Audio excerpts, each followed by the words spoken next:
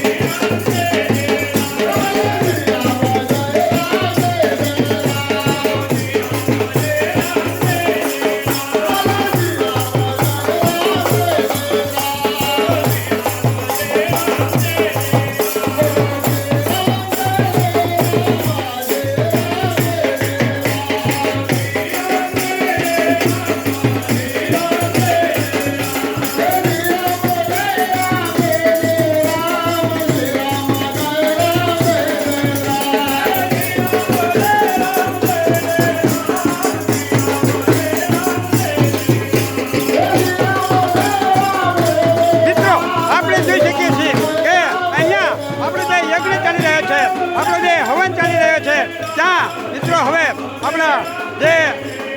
યજ્ઞ કુંડ છે તેની અંદર આપણા યજ્ઞનારાયણ ભગવાન અહીંયા પ્રગટ થઈ ચૂક્યા છે અહીંયા આપણે યજમાન પદે આપણા કીર્તનભાઈ શૈલેષભાઈ અને